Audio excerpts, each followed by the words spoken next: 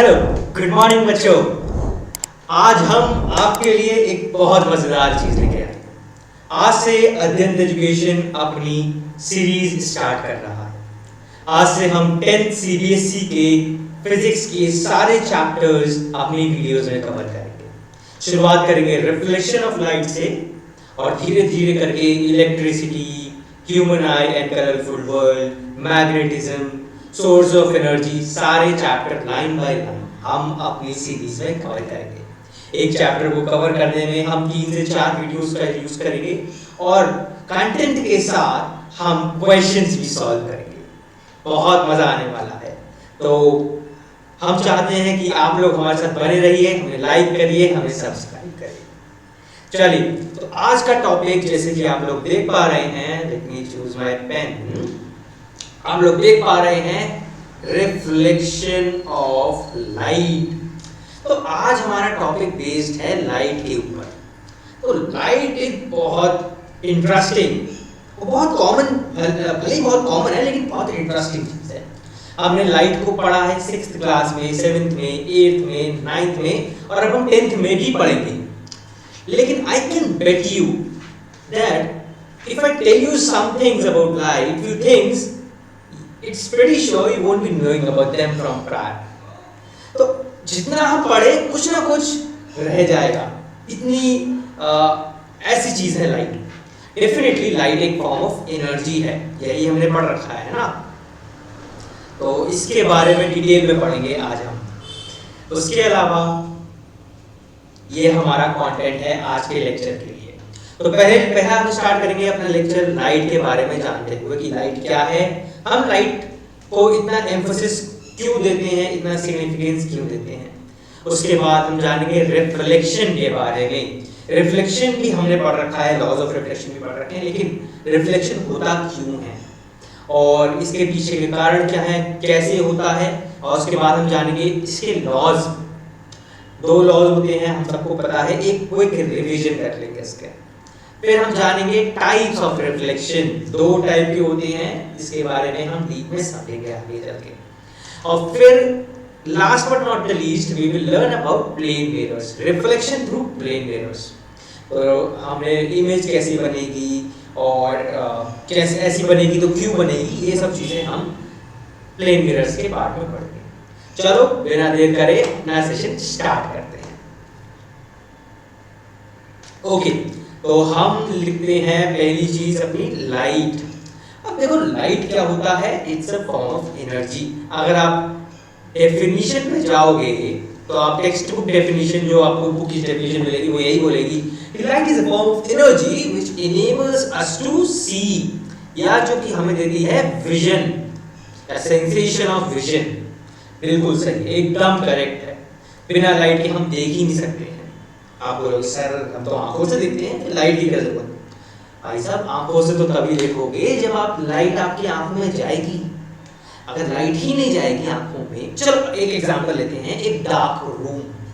एक dark room, आपके पास आंखें तो हैं, आप एक सनी डे पे बाहर जाओगे आपको सब चीजें दिखेंगी क्योंकि वहां पे सफिशिएंट अमाउंट ऑफ लाइट है ना। वहीं अगर आप एक डार्क रूम में जाओगे तो आपके पास आंखें तो वही हैं लेकिन वहां पे लाइट की कमी है। अब क्योंकि लाइट नहीं है इसलिए वहां पे आपको चीजें दिखेंगी नहीं। तो विजन के लिए क्या जरूरी है, लाइट की जरूरत है। सही है, ओके। अब ये डायग्राम कुछ एक अजीब सी फिगर यहाँ पे दी हुई है। क्या मतलब है इसका?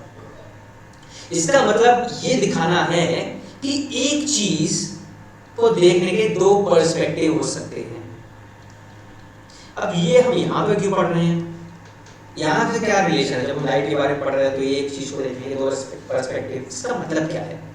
देखो अगर इस चीज को देखो, ये क्या है, इसका फिगर का नाम कौन बताएगा? इस 3D फिगर का, ये एक सिलेंडर है ना, सिलेंड्रल या सिलेंड्रिकल शेप का एक फिगर, कुछ ऑब्जेक्ट है।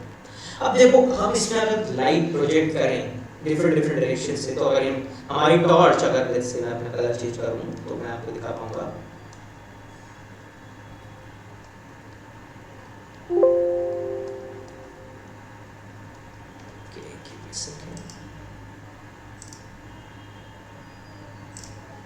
हाँ चलो, अगर मैं बोलूं कि मैंने अपनी टॉर्च यहाँ पे रखी है, ठीक है, तो ये टॉर्च से लाइट ऐसे जा रही है, तो इसकी जो शैडो बनेगी वो कुछ ऐसी बनेगी। किस शेप में है ये? कुछ रेक्टेंगल शेप में है ना। अगर किसी बंदे को आप दिखाओगे कि इसकी शैडो रेक्टेंगल है तो वो तो समझेगा कि ऑब्जेक्ट भी रेक्टेंगल ही होगा। वहीं पे अगर मैं टॉर्च अपनी यहाँ पे प्लेस करूँ तो उसकी शैडो कुछ इधर ऐसे जाएगी, है ना, तो उसकी शैडो बनेगी कुछ सर्कुलर शेप की। अब सिर्फ शैडो, ये वाली शैडो देख के आपको लगेगा कि ऑब्जेक्ट हमारा हो सकता है या तो स्फीयर हो या हो सकता है कोई सर्कल हो, लेकिन ना ही ये रेक्टेंगल है ना ही ये सर्कल या स्फीयर है, ये एक सिलेंडर है। तो इसका मतलब ये है कि लाइट की जब भी हम अभी तो हमने पढ़ा है तो लाइट को एज अ रे हम लेके चलते आ रहे हैं, 6 7 8 9 10 तक लाइट को एज अ रे एज्यूम करते हैं। लेकिन आगे जब हम जाएंगे 10th 11th में 12th में तो लाइट आपको दो तरह की बताई जाएगी कि लाइट के दो नेचर होते हैं। एक होता है इसका वेव नेचर और दूसरा होता है इसका पार्टिकल नेचर। अब ये वेव नेचर पार्टिकल नेचर का क्या मतलब है? वेव नेचर अज्यूम किया जाता है, कुछ लोग कुछ साइंटिस्ट कहते हैं कि जो हमारी लाइट है वो in the form of waves travel करती है, और वहीं पर कुछ साइंटिस्ट हैं वो कहते हैं वेव नहीं है लाइट की, बल्कि लाइट पार्टिकल्स के फॉर्म में ट्रैवल करती है, छोटे छोटे पैकेट्स ऑफ एनर्जी जिसको हम बोलते हैं फोटॉन्स। ये सब चीजें हम हायर ग्रेड्स में पढ़ेंगे 10th 11th 12th में, बट एक आइडिया होना जरूरी है। तो इसी चीज को, इन दो नेचर्स की वजह से लाइट को बोला जाता है डुअल नेचर। इस फिनोमेना को बोला जाता है डुअल नेचर ऑफ लाइट, ठीक है। तो कुछ साइंटिस्ट थे, उन्होंने कुछ एक्सपेरिमेंट्स करे, वो एक्सपेरिमेंट्स से ऑब्जर्व किया कि वो एक्सपेरिमेंट्स तभी पॉसिबल हैं जब light as a wave act करे। वो एक्सपेरिमेंट्स आप आगे पढ़ोगे, जैसे कि आप रिफ्रैक्शन ऑफ लाइट पढ़ोगे, आप पढ़ोगे इंटरफेरेंस ऑफ लाइट। वहीं पे कुछ साइंटिस्ट, एक फेमस साइंटिस्ट का नाम बताना चाहूँगा, अल्बर्ट आइंस्टीन, उन्होंने कुछ एक्सपेरिमेंट करे, कुछ अपने एक्सपेरिमेंट्स करे, जैसे कि उन्होंने किया था एक फोटो इलेक्ट्रिक इफेक्ट। तो उन फोटो इलेक्ट्रिक इफेक्ट से उन्होंने ऑब्जर्वेशन लिया कि ये इफेक्ट तभी पॉसिबल है जब light as a particle behave करे। तो डिफरेंट जगहों पर लाइट डिफरेंट तरीके से बिहेव करती है। तो इसी को कहते हैं लाइट को कभी हम वेव नेचर मान सकते हैं, कभी हम पार्टिकल की तरह मान सकते हैं। अभी हम अपना ऑप्टिक्स जो हम पढ़ रहे हैं ना, जो हम इमेज बना रहे हैं, जो भी हम रिफ्लेक्शन रिफ्रैक्शन देखेंगे, ये सब चीजें आती हैं, इस ब्रांच को बोला जाता है ऑप्टिक्स। और इसको मोर सिग्निफिकेंटली बोले जाए तो कहेंगे रे ऑप्टिक्स। इस रे ऑप्टिक्स में लाइट को हम ना ही वेव मानते हैं ना ही पार्टिकल मानते हैं, बट इसको हम ऑब्जर्व करते हैं एज रेज, और तभी हमारी इमेज फॉर्मेशन का फिनोमेना पूरा हो सकता है। चल आगे बढ़ते हैं। नेक्स्ट टॉपिक जो हम पढ़ेंगे वो है हमारा रिफ्लेक्शन ऑफ लाइट। हाँ, किस किस को ये कार्टून याद है? किस किसने देखा ये कार्टून? क्या नाम है इस कैरेक्टर का? टाइप करो चैट बॉक्स में फटाफट। हाँ, इसका नाम है पू द बियर। हाँ, बचपन में सबने देखा है, कुछ लोग अभी भी देखते हैं, अच्छी चीज है, देखो बड़ा मजा आता है देखने में। चलो, तो ये इसमें बेसिकली कार्टून मूवी नहीं है, लेकिन इस कार्टून में क्या फिजिक्स का फिनोमेना दिख रहा है ये बताओ। ये सामने रखा है मिरर, है ना, और ये हमारा बियर इसके सामने डांस कर रहा है, खुशी में झूम रहा है। तो मिरर से इसकी, ये एक ऑब्जेक्ट है, सामने मिरर है, तो इसकी ये रिफ्लेक्शन दिखा रहा है, तभी देखो मिरर में इसकी इमेज बन के आ रही है ना। तो ये ही फिनोमेना हम आज स्टडी करेंगे अपने टॉपिक में, रिफ्लेक्शन ऑफ लाइट। अब देखो रिफ्लेक्शन होता क्यों है, एक बहुत सिंपल चीज बताता हूँ आपको। कोई भी एक ऑब्जेक्ट है, कोई भी, ठीक है, चाहे ये ग्लास हो, चाहे ये वुड हो, चाहे ये आयरन हो, चाहे प्लास्टिक हो, कुछ भी, कोई भी ऑब्जेक्ट है, अगर इस पे कोई लाइट पड़ रही है ना, कोई लाइट इंसिडेंट हो रही है, तो लाइट के पास तीन ऑप्शंस होते हैं, तीन चीजें वो परफॉर्म कर सकती है। देखते हैं क्या। देखो, पहली चीज, या तो ये बाउंस बैक कर जाएगी, यानी कि वापस हो जाएगी, तो इसी को कहते हैं बाउंसिंग, और इसी को हम, इस फिनोमेना को हम कहते हैं रिफ्लेक्शन ऑफ लाइट, ठीक है। दूसरी चीज क्या हो सकती है? दूसरी चीज होती है अब्जॉर्प्शन या अब्जॉर्बिंग, यानी कि ये जो सब्सटेंस है ये इस लाइट का कुछ हिस्सा अब्जॉर्ब कर लेगा, ठीक है, यानी कि किसी ऑब्जेक्ट पे लाइट पड़ी और उसने वो अब्जॉर्ब कर ली, ना वो पास कर रहा है ना वो बाउंस बैक कर रही है, लेकिन वो भी अब्जॉर्ब, ठीक है। तीसरी चीज होती है ट्रांसफर, यानी कि यहां से लाइट एंटर हुई तो यहां कहीं से निकल भी जाएगी, तो इसको कहते हैं रिफ्रैक्शन, ठीक है। तो बच्चों ये जानो, ये समझो, ये चीज समझना बहुत जरूरी है कि किसी भी ऑब्जेक्ट पे ये तीनों चीजें होती हैं, चाहे वो मिरर हो आपका, चाहे वो स्टील प्लेट हो, चाहे वो वुडन बॉक्स हो, कुछ भी हो, वुडन सरफेस हो, ये तीन चीजें होती ही होती हैं। अब कहोगे आप कि सर कहीं कहीं पे तो सिर्फ रिफ्लेक्शन होता है, कहीं कहीं पे तो सिर्फ रिफ्रैक्शन होता है। नहीं, सिर्फ रिफ्रैक्शन सिर्फ रिफ्लेक्शन नहीं होता, तीनों चीजें होती हैं, बस डिफरेंस क्या होता है, कहीं पे ये 95% हो जाता है और बाकी ये लेट्स से 2% और ये 3% हो जाता है। अब कहीं पे उल्टा हो जाता है, कहीं पे रिफ्रैक्शन 95% हो जाता है, रिफ्लेक्शन 2% और ये अब्जॉर्बिंग कम हो जाता है। तो इनके कॉम्पोजिशन वैरी करते हैं, यानी कि वैरी करता है कि कितना अब्जॉर्ब होगा, कितना रिफ्लेक्ट होगा, कितना रिफ्रैक्ट होगा, लेकिन होना मुख्य तीन चीजें हैं, ठीक है। चलो, तो ये समझा हमने रिफ्लेक्शन के बारे में। तो रिफ्लेक्शन अगर डेफिनेशन से देखें तो रिफ्लेक्शन को कहते हैं bouncing back of light when it strikes after striking a smooth surface, ठीक है।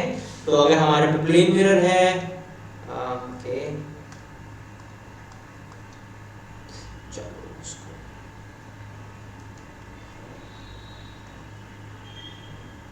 चलो ये जैसे हमारे प्लेन मिरर है, स्मूथ होता है प्लेन मिरर, ठीक है।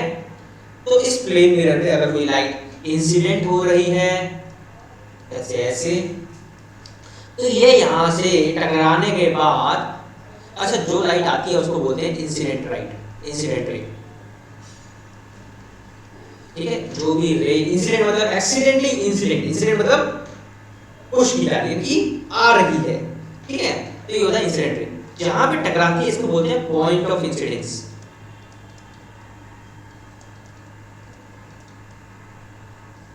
है ना। और जो वापस जाती है टकराने के बाद, बाउंसिंग बोला ना हमने, तो बाउंसिंग मतलब कूदना, कूद के वापस जाना, तो जब ये कूदेगी और वापस जाएगी तो इस रे को बोलते हैं रिफ्लेक्टेड रे,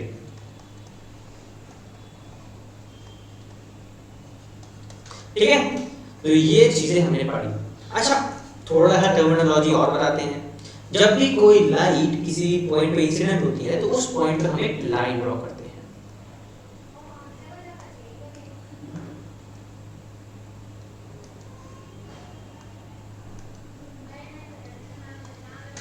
तो ये लाइन हमारी ड्रॉ होती है, ठीक है। इस लाइन को हम बोलते हैं नॉर्मल।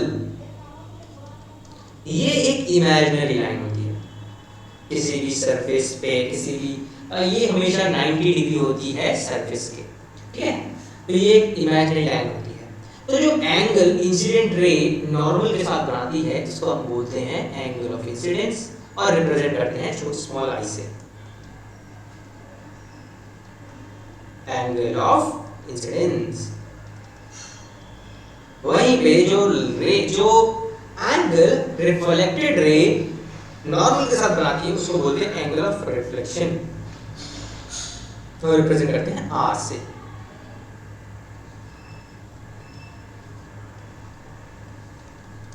ठीक है, ये होता है बेसिक हमारा रिफ्लेक्शन। चलो इतना समझ में आया सबको? चलो नेक्स्ट स्लाइड पे चलते हैं। फिर हम पढ़ते हैं लॉज ऑफ रिफ्लेक्शन। लॉज हम सबने पढ़ रखे हैं बहुत पहले, अपना 9th क्लास में पढ़े, अपने 8th क्लास में पढ़े। एक बार और रिपीट करते हैं, एक क्विक रिवीजन की तरह, ज्यादा टाइम भी लेंगे, फटाफट रिवाइज करेंगे। तो लॉज कहते हैं according to first law of reflection, दो लॉ होते हैं सबको पता है, ठीक है? लॉ नंबर 1 और लॉ नंबर 2। तो पहला लॉ हमारा कहता है कि जो incident ray, reflected ray and normal, यानी कि जो भी हमने बनाए थे वो दोबारा बनाते हैं, जो भी incident ray, reflected ray and normal all lie in the same plane at the point of incidence। of course ये हमारा point of incidence है, ठीक है? POI कहते हैं, point of incidence। तो सब सेम प्लेन में लाई करते हैं। अब ये सेम प्लेन क्या है भाई? प्लेन क्या चीज होती है? प्लेन हम पढ़ेंगे क्लास में, जब आएंगे तो मैथ्स में पढ़ेंगे प्लेन के बारे में, लेकिन आइडिया देता हूँ आपको।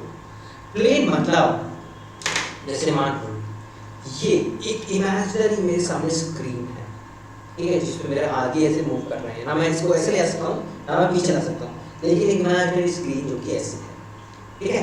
तो एक पॉइंट यहाँ होगा, एक पॉइंट यहाँ होगा, एक पॉइंट यहाँ होगा, एक पॉइंट यहाँ होगा, है ना? रे को ऐसे जाएगी, ऐसे जाएगी, ऐसे जाएगी, ऐसे जाएगी, कैसे भी जाएगी। रे ना अंदर जा सकती है ना बाहर जा सकती है। तो ये जो इमेजिनरी स्क्रीन है ये एक प्लेन है। इसको और से समझाते हैं with the help of a paper. अगर मेरे पास कोई पेपर है, मान लो सपोज ये पेपर है, कुछ लिखा हुआ है इस पे, इग्नोर करो उसको जो भी लिखा है, कॉन्सेप्ट पे ध्यान दो, सही है? तो ये पेपर है, इस पेपर पे मैं कुछ भी लिख रहा हूँ, कुछ भी रे बना रहा हूँ, तो वो इस प्लेन में ही रहेगी, सेम प्लेन पे रहेगी। अगर वो रे ऐसे जाके पेपर के अंदर आ गई, इधर को आ गई, 3D में आ गई या बाहर चली गई, तो वो आउट ऑफ प्लेन हो जाएगी। समझ गए? तो इसे कहते हैं सेम प्लेन, राइट? तो ये होता है हमारा फर्स्ट लॉ, ये चीजें रहेंगी हमारी सेम प्लेन में। सेकेंड लॉ हमारा कहता है angle of incidence is equal to angle of refraction, यानी कि इंसिडेंट एंगल और रिफ्लेक्टेड एंगल बराबर। बहुत सीधी सिंपल चीज। अगर इंसिडेंट एंगल क्या होता है? Angle made by the incident ray and the normal, ये होता है हमारा एंगल ऑफ इंसिडेंस। और ये होता है angle between the normal and reflected ray, angle of reflection. अच्छा, कई बार क्वेश्चन में कंफ्यूज करने के लिए क्या दिया होता है, ये एंगल दिखा दिया जाता है,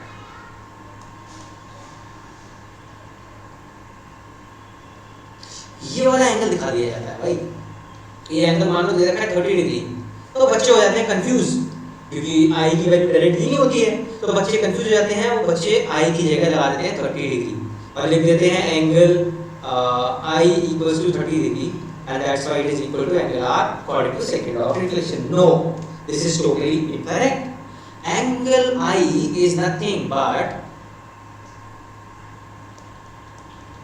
angle between normal and incident ray. ऐसे ही angle of reflection is nothing between angle between reflected ray and normal. अच्छा सॉरी, मैंने बोला इंसिडेंस वाला, इंसिडेंट रे और नॉर्मल के बीच में है, और रिफ्लेक्टेड एंगल रिफ्लेक्टेड रे और नॉर्मल के बीच में। तो ये दो लॉज बहुत सिंपल, बहुत इजी और बहुत इंपॉर्टेंट। ये वाला तो बहुत ही ज्यादा इंपॉर्टेंट है, क्योंकि यही लॉ रिपीट होने वाला है दोबारा। कहाँ पे? रिफ्रैक्शन में, जो कि हम अगले सेशन में देखेंगे। चलो इतनी बात समझ में आई, आगे बढ़ते हैं। Types of reflection. चलो, रिफ्लेक्शन क्या होता है, क्यों होता है, कैसे होता है, सब देख लिया। अब भिन्न भिन्न प्रकार के रिफ्लेक्शन होते हैं। कैसे? इसके लिए ये समझो कि हमारे आसपास जितनी भी चीजें हैं, एवरीथिंग रिफ्लेक्ट्स, हर चीज रिफ्लेक्शन करती है, हर चीज। जरूरी नहीं कि वो मिरर ही हो, जरूरी नहीं वो स्टील प्लेट ही हो।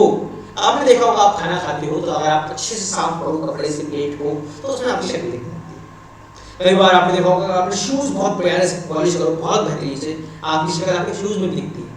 आप सीनरीज में जाते हो, आप वेकेशंस में जाते हो, वहाँ लेक्स में रिवर्स में पानी होता है उसमें भी आपकी शक्ल दिखती है कि नहीं, दिखती है ना। तो हर जगह तो शीशा नहीं है हमारे पास, हर जगह तो मिरर नहीं है, लेकिन रिफ्लेक्शन तो हो रहा है। चलो ये तो चीजें हो गई जो कि शाइनी है या पॉलिश्ड है ना। कुछ ऐसी चीजें लेते हैं जो कि पॉलिश्ड नहीं है, जैसे कि आपकी वॉल या आपका वुडन डोर है ना, या फिर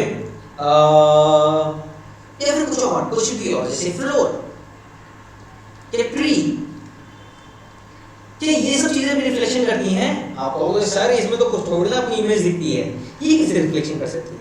लेकिन बच्चों मैं कहूंगा हाँ ये रिफ्लेक्शन करती हैं,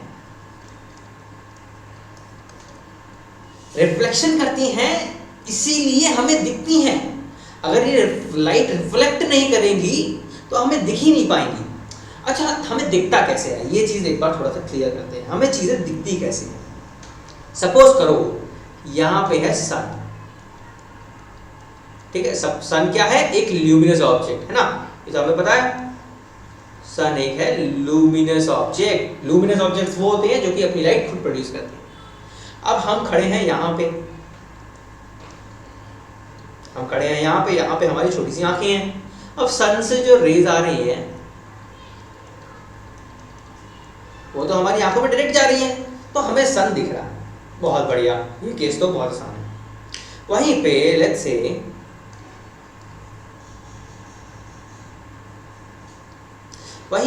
अगर हमारे पे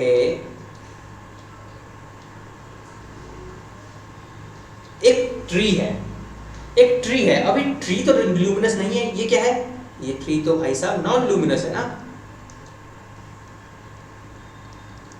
ये तो नॉन लूमिनस है, ये तो लाइट प्रोड्यूस करेगा नहीं, तो हमें ये कैसे दिखेगा। अगर हम इसको ऐसे ड्रॉ करेंगे तो इसकी तो लाइट ही नहीं है ना, ये तो लाइट प्रोड्यूस ही नहीं कर रहा, तो गलत हो गया। तो अब हमें सन दिखेगा, अब हमें ट्री दिखेगा कैसे, तो इसको समझते हैं हमें इस बहुत अच्छे से एग्जाम्पल से। इसको पहले ड्रॉ करते हैं, तो क्या होता है अब मैं बताऊंगा आपको कि ये चीजें,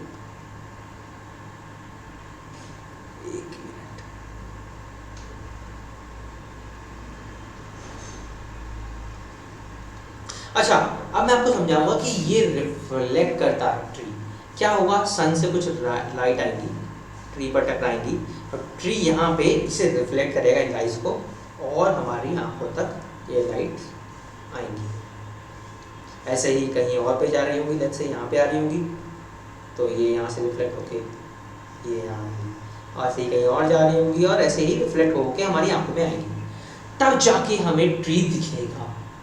अगर ये ट्री सन की रेस को रिफ्लेक्ट ना करे तो हमें ये ट्री दिखेगा ही नहीं।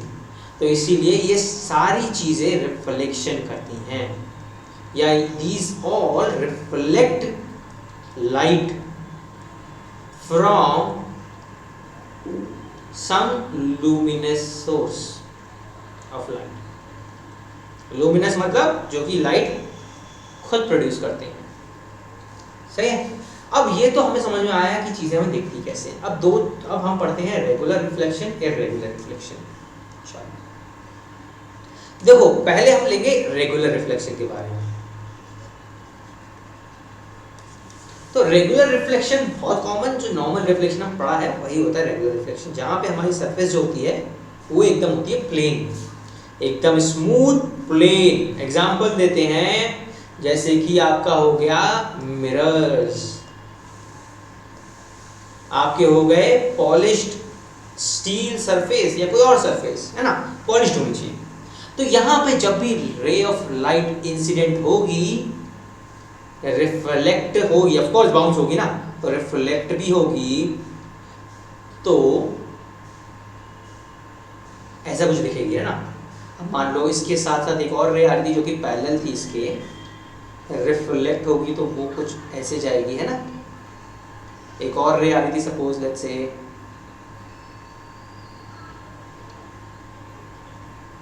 और रिफ्लेक्ट होके ऐसे जा रही थी, ठीक है। तो ये हमारे पे 3 इंसिडेंट रे हैं और 3 रिफ्लेक्टेड रे हैं। क्या दिख रहा है आपको कि जो इंसिडेंट रेज हैं ये सारी पैरेलल हैं एक दूसरे के, है ना, और रिफ्लेक्टेड रे हैं ये भी सारी पैरेलल हैं एक दूसरे के।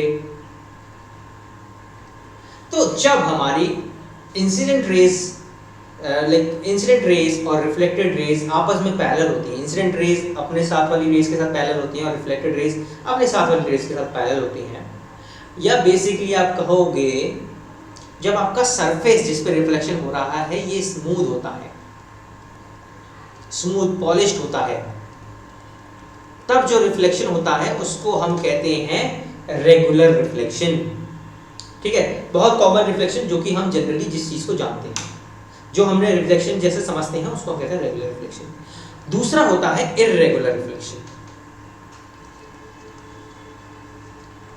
इररेगुलर का दूसरा नाम क्या होता है? Diffused reflection. अब यहां पे डिफरेंस क्या है? यहां पे देखो सरफेस ना स्मूथ नहीं है, बल्कि ये सरफेस हमारा उबड़ खाबड़ है। उबड़ खाबड़ मतलब ये हमारे इसमें कुछ एजेस हैं, कुछ वैलीज हैं, कुछ हमारी हिल्स हैं, है ना, कुछ क्रेस्ट्स हैं, ट्रफ्स हैं, तो ऊबड़ खाबड़ है, स्मूथ नहीं है। तो जब भी हमारा स्मूथ सरफेस नहीं होता है तो जो रिफ्लेक्शन होता है वो इररेगुलर रिफ्लेक्शन होता है, या कहेंगे हम उसको डिफ्यूज्ड रिफ्लेक्शन होता है। देखो ये रे आ रही है, इंसिडेंट हुई इस सरफेस पे, रिफ्लेक्ट हुई और ऐसे चली गई। अगर इसका हम नॉर्मल बनाएं तो नॉर्मल हमारा कुछ ऐसे बनेगा ना। वहीं पे ये रे आई, दूसरी रे, और ये रिफ्लेक्ट हुई और ये ऐसे चली गई। इसका नॉर्मल बनाएंगे तो ये कुछ ऐसे बनेगा। ये रे आई, रिफ्लेक्ट होने के बाद ऐसे चली गई। अब क्या दिख रहा है आपको? ये हमारी है इंसिडेंट रे 1, ये है इंसिडेंट रे 2, ये है इंसिडेंट रे 3। तो देखो अगर ध्यान से तो इंसिडेंट रेस तो सारी पैरेलल हैं, और रिफ्लेक्टेड रे के बारे में अगर देखोगे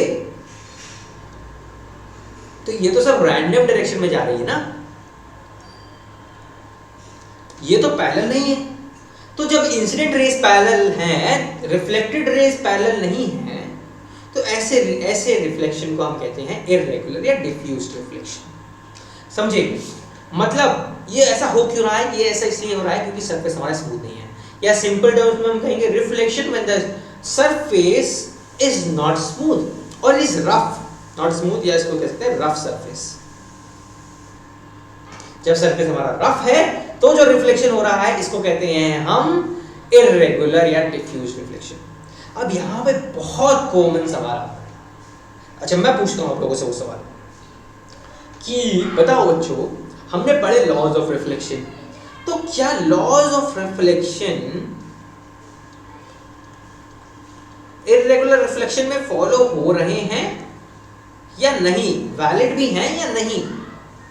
देखने से तो नहीं लग रहा है ना। देख अगर हो रहे होते तो सब पैदल जाते ना। ये देखो ऊबड़ खाबड़ जा रहे हैं, कोई कहीं जा रही है, कोई कहीं जा रही है, तो लग तो नहीं रहा कि लॉ ऑफ रिफ्लेक्शन यहाँ फॉलो हो रहे हैं। मतलब कि पहला लॉ तो चलो मान सकते हैं हो रहा है कि सब सेम प्लेन में है, दूसरा लॉ तो कहीं से कहीं तक नहीं लगा। दूसरा लॉ बोलता है कि angle of incidence is equal to angle of reflection. क्या यहाँ देख के लग रहा है ऐसा कुछ हो रहा है? मुझे तो नहीं लग रहा। हो रहा है बच्चों? बताओ। एक्चुअली हो रहा है। लॉज नाम ही है ना, law of reflection. Law of reflection नाम है, लॉ ऑफ रेगुलर रिफ्लेक्शन नहीं है। लॉ ऑफ रिफ्लेक्शन मतलब सारे प्रकार के रिफ्लेक्शन में ये लॉ वैलिड होगा। तो अगर इसको ध्यान से देखो तो क्योंकि हमारा सरफेस ऊबड़ खाबड़ है तो इसीलिए इसकी नॉर्मल जो बनेगी वो भी उस सरफेस के पैरेलल बनेगी। देखो यहाँ यूजुअली हमारी नॉर्मल जो बन रही थी वो सरफेस के परपेंडिकुलर बन रही थी, है ना। मतलब कि एक ही डायरेक्शन में बन रही थी, सारी सबकी नॉर्मल सेम डायरेक्शन में बन रही थी। यहाँ पे सबकी नॉर्मल अलग अलग डायरेक्शन में बनेगी। इसकी यहाँ बनेगी, इसकी ऐसी बनेगी, इसकी ऐसी बनेगी। तो सबका, क्योंकि जिस सरफेस पर लाइट इंसिडेंट हो रही है वो ऊबड़ खाबड़ है, इस वजह से उसकी नॉर्मल भी थोड़ी टेढ़ी मेढ़ी बनेगी, उस सरफेस के परपेंडिकुलर बनेगी, सबकी नॉर्मल अलग अलग बनेगी। इसीलिए अगर हम इस लॉ को यूज़ करें तो एंगल ऑफ इंसिडेंस और एंगल ऑफ रिफ्लेक्शन बराबर है, यहाँ पे भी, यहाँ पे भी, यहाँ पे भी, यहाँ पे भी। तो हर जगह angle of incidence and angle of reflection are equal. तो लॉस तो बेझिझक फॉलो हो रहे हैं, समझे? ये है टाइप्स ऑफ रिफ्लेक्शन। अब बात करते हैं प्लेन मिरर्स के बारे में। प्लेन मिरर्स बहुत कॉमन ग्रूमिंग मिरर्स हम ग्रूमिंग मिरर्स के नाम से जानते हैं। ये आपको रे डायग्राम यहाँ पे दिख रहा है, एक सिंपल सा रिप्रेजेंटेशन। मान लो ये हमारा ऑब्जेक्ट है, ऑब्जेक्ट कुछ भी हो सकता है। मान लो आप मिरर के सामने आपने एक बॉल रख दिया, आप उसको देखो, अब आपको उसकी इमेज देखनी है, वो इमेज किधर दिखेगी?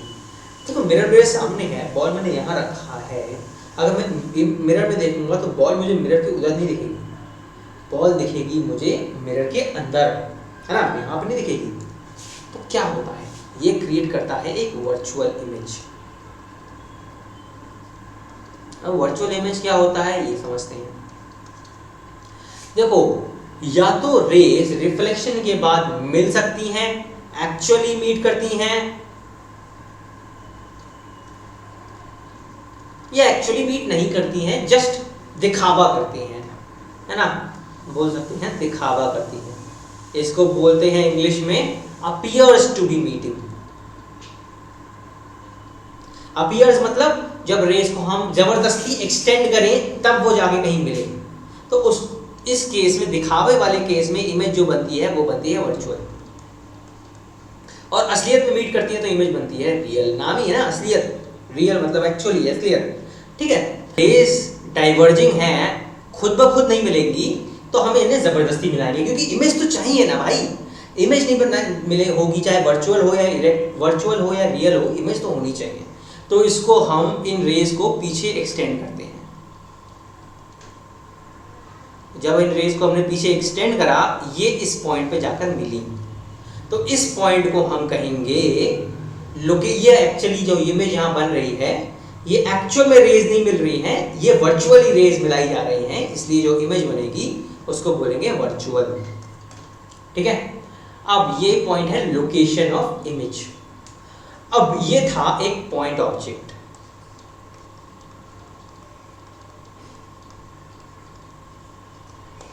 यही हम कर सकते हैं एक एक्सटेंडेड ऑब्जेक्ट के लिए।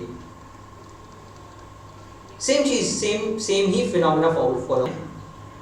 नेचर ऑफ इमेज, अब इमेज बन तो रही है लेकिन इसका नेचर क्या है? पहली और बहुत इंपॉर्टेंट चीज वर्चुअल, क्योंकि रेज एक्चुअल में मीट नहीं कर रही हैं, अपीयर्स टू बी मीटिंग।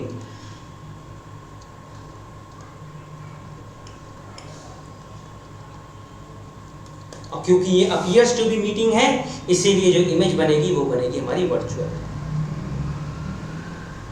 दूसरी चीज, सेम साइज एज ऑब्जेक्ट, जितना साइज ऑब्जेक्ट का होगा उतने साइज की इमेज बनेगी, ना छोटी बनेगी ना बड़ी बनेगी। ये हम बात कर रहे हैं in the case of plane mirrors, ठीक है। आगे इसमें हम अलग अलग चीजें पढ़ेंगे, लेकिन फिलहाल ऑब्जेक्ट की और साइज, इमेज का साइज सेम होगा। जैसे H O height of object लेते हैं, H I height of object, ये दोनों बराबर होंगे।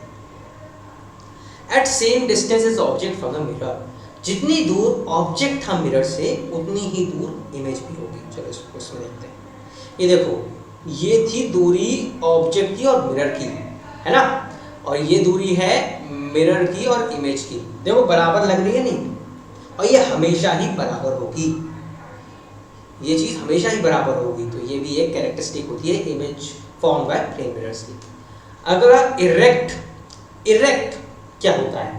अच्छा, इसको समझने से पहले इसका एक और टर्म होता है, एक और रिलेटेड टर्म है जिसको बोलते हैं इन्वर्टेड। तो इरेक्ट इमेज, इन्वर्टेड इमेज, ये मतलब क्या है? अगर मैं ऐसे खड़ा हूँ मिरर के सामने तो मेरी इमेज भी ऐसे ही बनेगी, है कि नहीं? मेरा सर ऊपर, मेरे पैर नीचे, तो ऐसी इमेज को हम कहते हैं इरेक्ट। अगर ऑब्जेक्ट ऐसा है और इमेज भी ऐसी बन रही है तो इसको कहेंगे इरेक्ट, ठीक है। अगर ऑब्जेक्ट ऐसा है और इमेज बन रही है ऐसी, तो इसको कहेंगे इन्वर्टेड। तो एक चीज याद रखना आप लोग कि जब भी इमेज वर्चुअल होती है तो वो हमेशा इरेक्ट होगी। ये एक कपल है, ये मियाँ बीवी हैं, ये अलग नहीं होंगे, ठीक है, ये साथ में रहेंगे। वर्चुअल मतलब इरेक्ट, इरेक्ट मतलब वर्चुअल, हमेशा याद रखना। ऐसे ही अगर इमेज रियल है तो ये इमेज इन्वर्टेड होगी। ये एक और मियाँ बीवी का कपल है और इन लोगों में भी बहुत प्यार है और ये भी हमेशा साथ में रहते हैं। अगर इमेज रियल है तो हमेशा इन्वर्टेड भी होगी, इन्वर्टेड है तो रियल होगी, ठीक है। चलो अगली ये बहुत इंपॉर्टेंट चीज है, lateral inversion. Literally inverted, literally inverted मतलब क्या? लिटरली इन्वर्टेड, अगर आपने मान लो ये आपका मिरर है, यहाँ आपने एक ऐसे करके एक ऑब्जेक्ट रखा, मान लो कैपिटल रखा, कैपिटल लेटर रखा L, तो इसकी जो इमेज बनेगी वो कुछ ऐसी बनेगी। मतलब राइट लेफ्ट में बदल जाएगा, लेफ्ट राइट में बदल जाएगा। अगर मैं यहाँ पे राइट हैंड हिला रहा हूँ तो मेरा मिरर में जो इमेज होगा वो अपना लेफ्ट हैंड हिलाएगा, और ऐसे ही अगर मैं लेफ्ट हैंड हिला रहा हूँ तो मिरर में जो होगा वो राइट हैंड हिलाएगा। अब ऐसा होता क्यों है? क्या ये असलियत में होता है या सिर्फ हमारे दिमाग का भ्रम है? या बोलते हैं इसको इल्यूजन। बताओ, कोई बताएगा क्या ये इल्यूजन है या ये असलियत में होता है? चलो ये क्वेश्चन मैं नेक्स्ट सेशन के लिए आप लोगों पे छोड़ देता हूँ। इस क्वेश्चन का आंसर मुझे आप लोग देंगे कमेंट बॉक्स में, ठीक है। आई होप आप लोग पढ़ेंगे, समझेंगे और फिर मुझे आंसर देंगे। I am looking forward to see all of your answers. चलो फिर इसी के साथ आज का हमारा सेशन यही कंक्लूड होता है। बहुत बहुत थैंक यू आप लोगों को, आप लोगों का हमारे साथ बने रहने के लिए। लाइक करिए, सब्सक्राइब करिए हमारे चैनल को, और ऐसे ही बहुत सारी कंटेंट वीडियोस के लिए हमारे साथ बने रहिए। Thank you so much, have a good day.